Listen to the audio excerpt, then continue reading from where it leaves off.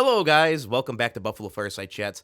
I hope everybody is having a great day. Now, before we get to the ILUS update video, I wanted to remind you that we did hit 200 subs. The little guy hit 200 subs. Listen, I'm going to donate another $100 to charity. Pick from one of these charities: Hope for Paws, Code of Vets, or St. Jude's Children's Research Hospital. Put your choice down in the comment section below. And if you have Twitter, this poll is on Twitter as well. So, hey, you could vote twice. All right, so let's get into this update video.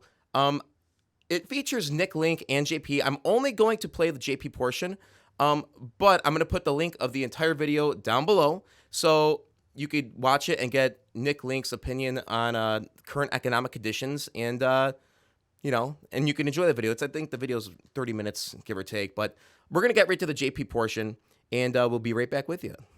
Hi everyone, my name is JP and I'm the Managing Director here at ILUS. And of course, following on from Nick, who will have given you more of a macro update, I will be updating you on some of the more specific areas within the ILUS business itself. It's quite rare that Nick and I are in the same office with all that we have going on, and we thought that since we haven't provided much of an update for shareholders in the last couple of weeks, we would use this opportunity, given that we're both in Dubai, to do this joint video updates. From the ILUS team's perspective, we've been incredibly busy with our growth plans, obviously traveling a lot as expected, but of course, all focused on delivering the milestones that we've been communicating. And recently, even my expectations have been surpassed in terms of where I see the business going in the next few months, and most certainly by the end of 2023. One of the main reasons we've been so busy and therefore also fairly quiet is that we've been working on deals that are far larger than we expected to be working on even 1 month ago. And of course, we're edging much closer to our biggest announcements, which means there's lots of meetings, lots of administration, lots of due diligence, and much more going on behind the scenes, which we can really only reveal the results of when we make the official announcements about it all. So from where I'm sitting, personally, I can see that we now have the potential to be a billion-dollar business by the end of 2023. And so everything that's quietly going on behind the scenes is for us to deliver that. And one of the reasons I can sit here so confidently and project such huge growth potential is because the deals that I'm personally working on or am involved in that are on our deck have grown in size, where several are in the same realm as the likes of Quality International in the UAE. So as a result, we've been revising our acquisition strategy in favor of completing larger acquisitions. Nick would have touched on this, which cover many of the bases in terms of alignment with our plans. They have existing technology and patents in place with significant revenues already, and in some cases, huge revenues, and they have strong operational structures in place, which is very important to us. So I feel it's important to understand that we're revising our acquisition strategy in line with the current and foreseeable economic and political conditions. Again, Nick would have touched on this. The businesses we are acquiring are in the aligned manufacturing and industrial sectors. And as I mentioned, they have been delivering consistently high revenues already. So when one considers the uplisting strategy we've spoken about many times, we're acting in favor of acquiring high performance and reliable assets as opposed to more speculative technology, which is not delivering substantial revenue and sometimes requires lots of funding for growth. And in the current economic conditions, these businesses can be seen as risky by the likes of the investment banks, etc.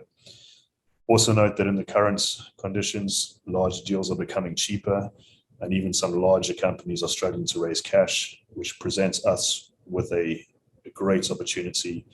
Businesses are experiencing a cash squeeze and other factors like that, which presents us with an influx of opportunities where we are in a prime position to step in. And so with that in mind, in addition to the large agreed UAE acquisition, we're working on and progressing very well with, I might add, some very exciting US acquisitions, which have even larger revenues. And we're going to be updating on those as soon as we're able to. That said, we're also still working on the completion of some of the most well-aligned companies, some of which we've previously discussed. These include working on the completion of 2 wildfire acquisitions, 2 fire safety acquisitions, one in the UAE, which has the required licensing in place already to complement our existing acquisition in the region, that of BCD Fire, and another in the US to complement our water mist fire suppression rollout in the country. And then outside of the emergency response subsidiary, We are also working to complete the acquisition of an Asian battery manufacturer, which we've mentioned or touched on briefly previously. We have a signed LOI with the company, and we're driving that acquisition forward as part of our renewables subsidiary alongside Replay Solutions and others in the near future. We've also made several big strides forward with our defense subsidiary. Nick touched on the huge potential of the defense sector. In that space, we have 2 acquisitions lined up for completion. And in that area, we're bringing disruptive technology as well as some very substantial revenue into our business. It's in a similar model to our emergency response subsidiary. We are acquiring technologies which protect the warfighter in the same way that our ERT tech protects frontline personnel.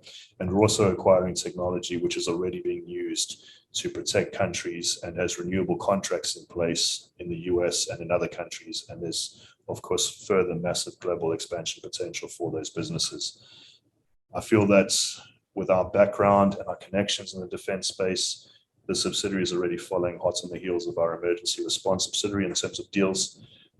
And personally, in terms of the technology, I'm most excited about the difference it's making to protect the troops, which protect us, whom we have so much respect for as a business, and I'm sure you do too.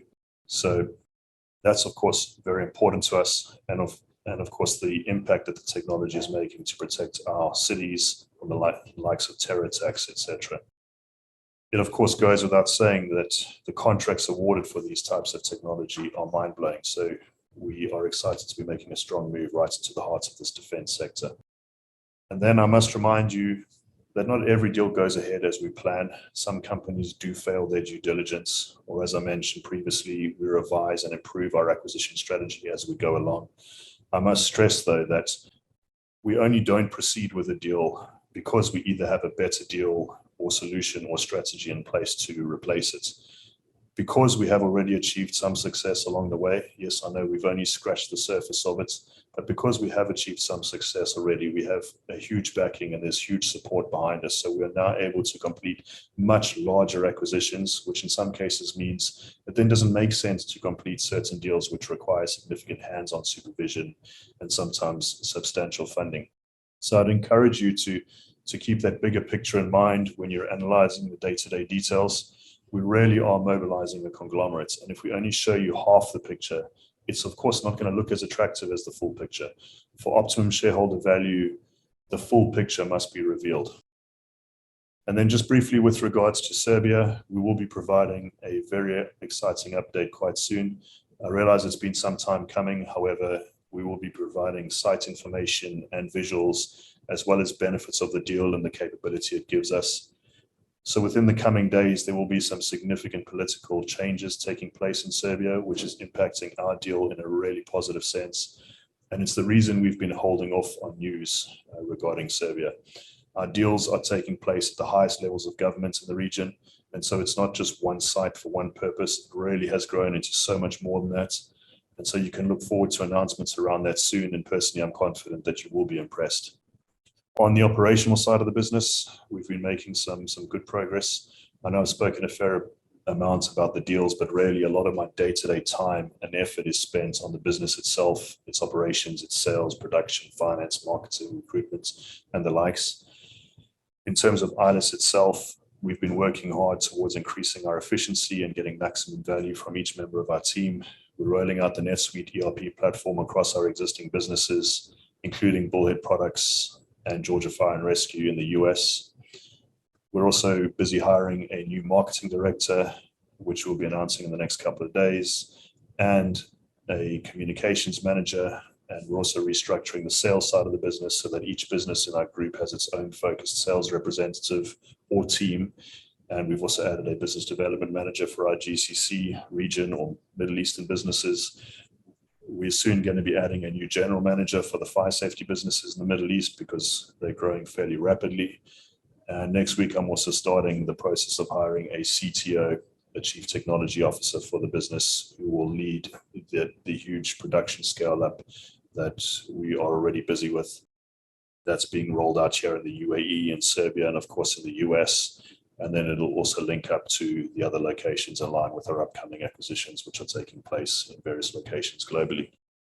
Beyond that, we're also making important additions to our board, which we will announce in due course. And Dan Peters, our ERT CEO, is also going to be making some important additions to the ERT board in the US fairly soon. Again, then regarding our Q2 performance, those figures will be out soon. They are very much in line with our forecasts, and so that is certainly something to look forward to. Regarding the ILUS audit, which we've spoken about a few times, that should be completed in the next couple of weeks, at which point we'll be ready to become fully reporting, complete our name change, and be in a position to uplist to the OTCQB. We will then very soon also update on the option for shareholders to lock up shares in a preference category, and that update will likely take place in conjunction with other very important milestone announcements that we already have lined up.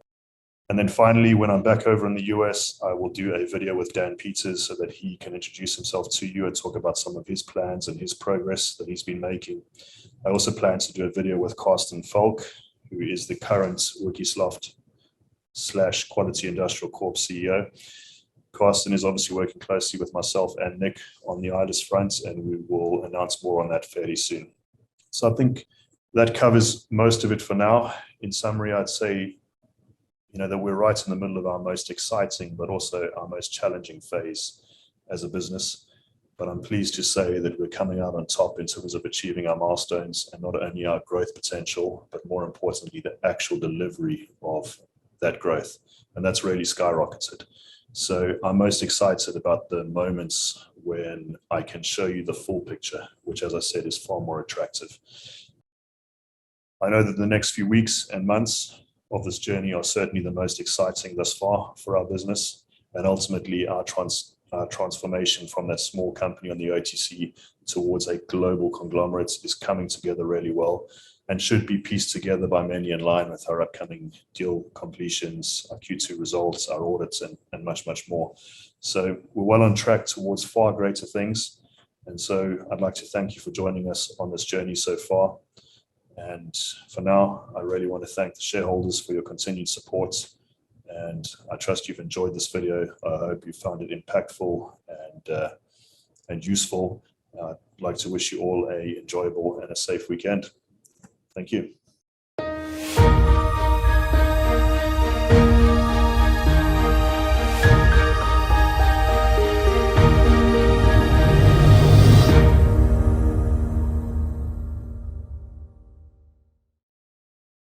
All right, so that's a good update, and things are bigger than they appear. What can I say? So I think they're definitely heading in the right direction. I'm going to give more of my opinion on JP's segment in an upcoming video in the next couple days, but I just wanted you guys to hear it from him and play the update itself. So you guys have a great night, and peace.